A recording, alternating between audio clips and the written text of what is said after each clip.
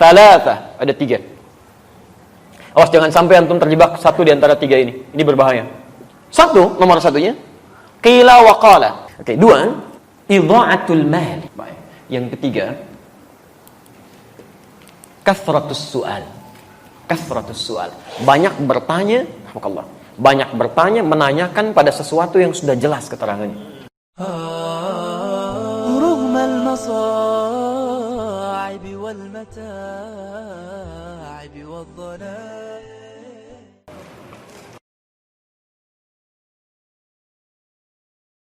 Kalimat hadis terakhir di Al-Bukhari, nomor hadis 1477, tadi yang sudah antum tuliskan. Di hadis Muslim temukan nomor hadis 4582. Lihat kalimatnya. Hati-hati ya, hati-hati dengan hadis ini. Innallaha kariha thalatha. Innallaha kariha thalatha. Saya tuliskan sebentar. Innallaha kariha thalathatan. Kariha. Fokus sebentar. Ingat, setiap ada kalimat diawali dengan kata inna atau anna, maka hukumnya sifatnya tegas. Ada ketegasan di sini, ya. Kalau dalam bahasa bebasnya saya katakan sungguh tegas disampaikan, ya. Sungguh tegas disampaikan. Allah itu kariha, sangat benci, tidak menyukai. Biasanya kalimat hadis itu agak sedikit lembut. Innallaha la yuhibbu, tidak menyukai. Tapi di sini kalimatnya tidak menggunakan tidak menyukai. Langsung kalimat paradoksnya, lawan yang negatifnya, kariha. Ya. Antum senang mana dikatakan? Senang mana kedengarannya? Maaf ya untuk yang para ikhwan. Antum senang mana menerimanya? Disebut tidak tampan atau disebut jelek? Saya ulang, senang mana? Disebut tidak tampan atau disebut jelek? Masya Allah. Baik, alhamdulillah. Dua-duanya tidak menyenangkan ya. Tapi kalimat pertama kan lebih sopan. Masya Allah, antum tuh makhluk yang luar biasa. Cuman sayang, nggak tampan aja gitu. Masya Allah. Yang kedua, antum jelek amat sih. Si amat aja nggak jelek, misal gitu ya. Nah, itu kan nggak menyenangkan kalimat kedua ya. Ada nuansa yang tidak nyaman. Di sini, kalau kalimatnya menggunakan kalimat langsung, la yuhibbu, tidak menyukai. Tidak menyukai itu kan artinya benci. Tidak suka. Tapi kalimatnya tidak menggunakan kata la yuhibbu, tapi langsung menggunakan lawannya, kariha. Ini menunjukkan bahwa peristiwa yang akan disebutkan ini sangat tidak disukai oleh Allah. Ya. Jelas? Thalatha, ada 3.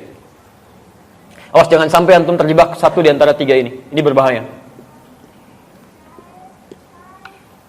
Nomor satunya qila wa qala. Qila wa qala. Ini kalimat ungkapan dalam bahasa Arab. Kalimat ungkapan. Qila wa qala itu, kalau sekarang dibuat peribahasa bahasa Indonesia, kabar burung yang tidak jelas. Katanya gitu. Ya. Nyaknya itu nggak tahu kemana. Ya. Ustaz, katanya kemarin nggak datang. Kata siapa? Ya katanya. Nyaknya siapa di situ? Itu nggak disukai. Karena menunjukkan pada sesuatu yang belum jelas. Ini langsung bertentangan dengan ayat Quran sekaligus. Quran surah 17 ayat 36. Ya, lihat kalimatnya. Wala taqfu ma laysa laka bihi 'ilmun. Innas sam'a wal basara wal fuada kullu ulaika kana 'anhu mas'ula. Perhatikan kalimatnya. Ini bahayanya, jangankan yang menyampaikan, ikut-ikut orang ini aja nggak boleh. Lihat kata Quran. Jangan pernah Anda ikuti sesuatu atau bahkan ajakan yang belum jelas kemana arahnya, bahkan sumbernya. Awas, hati-hati, jangan pernah diikuti. Walaupun dalam kalimat sederhana ya, misal, ikut yuk. Kemana? Pokoknya ikut aja deh, nanti lihat.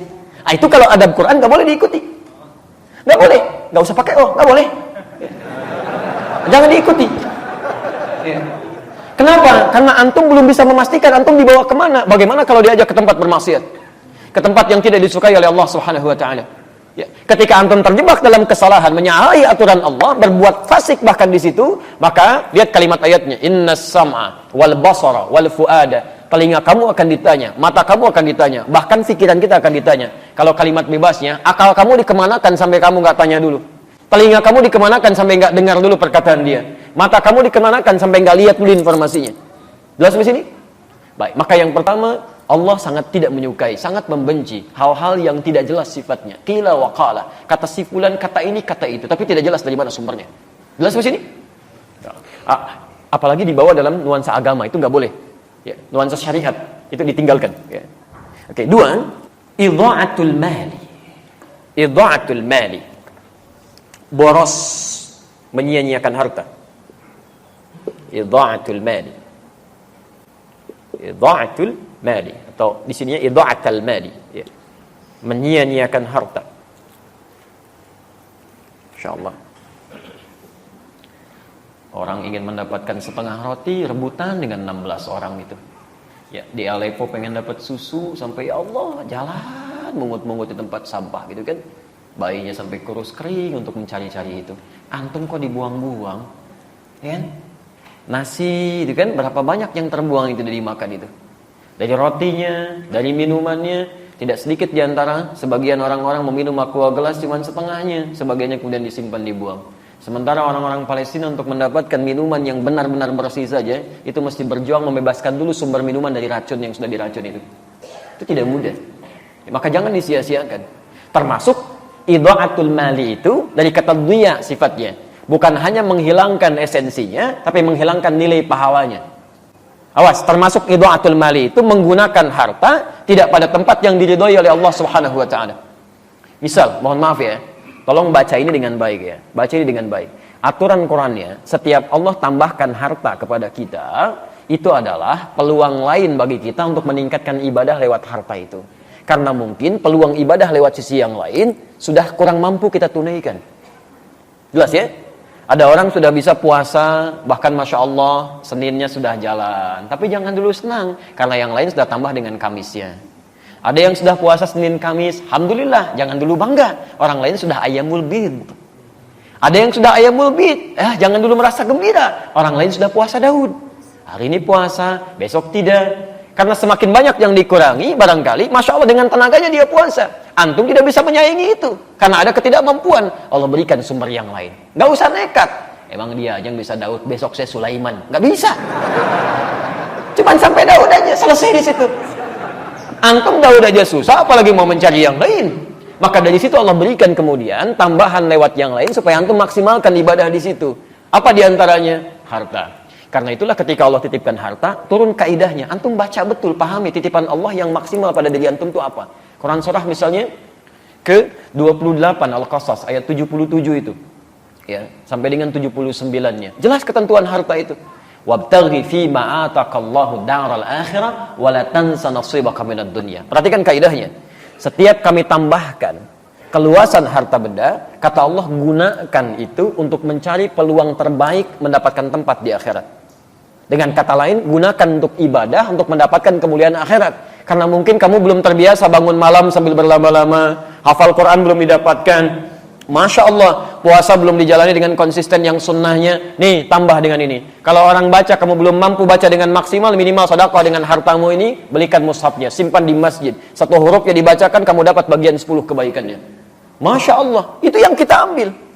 Bukan dijadikan bahan untuk kesombongan diri. Kalau cuma sombong, yang dulu sudah ada, namanya korun. Hartanya lebih banyak dibandingkan antum. Jangankan hartanya, kuncinya aja kalau dibawa-bawa, itu dibawa orang-orang di belakang ya. Kalau jalan kemana-mana Pak, maaf ya, saya sering ulang kisah ini. Qarun itu informasi Quran di ayat 76 surah ke-28, surah ke-28 ayat 76.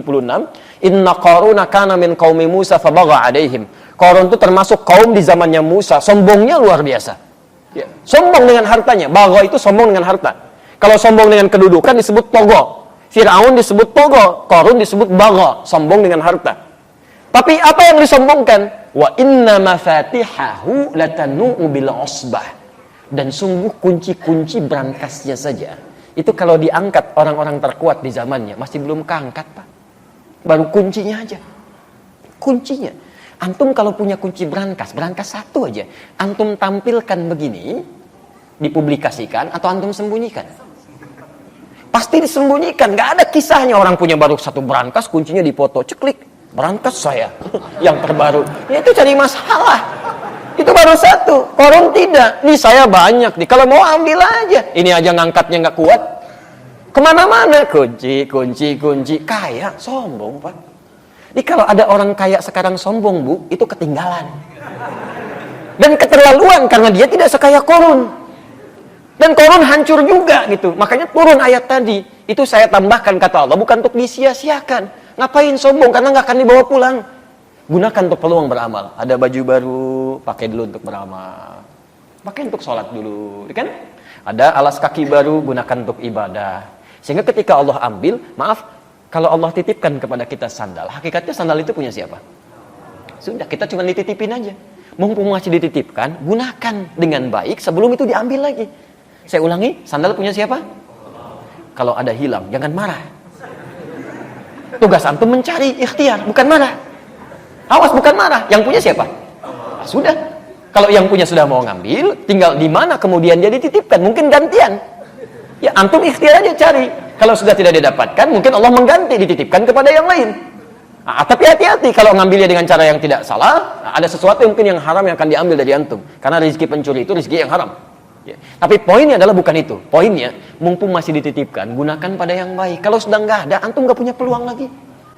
Itu yang dimaksimalkan. Ya, kendaraan segalanya, sehingga hisabnya gampang. Pakai baju pertama kali, gunakan untuk sholat. Begitu dihisab, hei fulan, dari mana harta yang kamu dapatkan? Engkau maha tahu ya Allah, hamba dapatkan dengan cara yang halal. Keringatnya begini ya, menjadi saksi semuanya. Allahu Akbar. Kemana engkau pertama kali gunakan? Ya Allah, bajunya bicara untuk sholat. Enak hisabnya. Ya. Antum punya baju baru digunakan untuk apa? Masya Allah. Antum undangan sekali belum tentu dalam setahun sekali antum pakai baju luar biasa. Nggak ada yang kayak Allah ngundang 5 kali dalam sehari. La haula wala quwata illa billah. Begitu ditanya, dari mana kamu dapatkan harta yang paling halal ya Allah? Engkau menjadi saksi dalam semua perjuangan hamba. Kemana kami gunakan? Undangan ya Allah. Oh, jawab apa? Ya. Ini idha'atul mal. Ya, tolong dicek ya. Yang harus malu adalah, ada orang Pak, maaf ya, sepeda aja nggak ketitipin, tapi kakinya digunakan untuk melangkah ke masjid. Jaraknya luar biasa. Ada yang 500 meter, ada yang sampai 2-3 kilo, masih jalan ke masjid. Antum tetangga masjid, sepedanya ada, motornya ada. Masih ada alasan hujan, kasih payung. Ada alasan lagi, kasih mobil. Masya Allah, ada semuanya. Belum mau ke masjid juga, antum mesti dikasih apa lagi supaya mau ke masjid? Ayo coba cek lagi. Imam Hasan Al-Basri, antum jangan kira semua amalan antum itu bisa diterima oleh Allah. Imam Hasan Al-Basri, kenal Hasan Al-Basri? Alhamdulillah. Alhamdulillah. Kita syukurilah, kalau kenal saya pulang. Kalau antum gak jelas siapa gitu kan. Baik, Hasan Al-Basri itu dikisahkan dalam kitab namanya Al-Hikayat wal Muhimmat. Itu Masya Allah.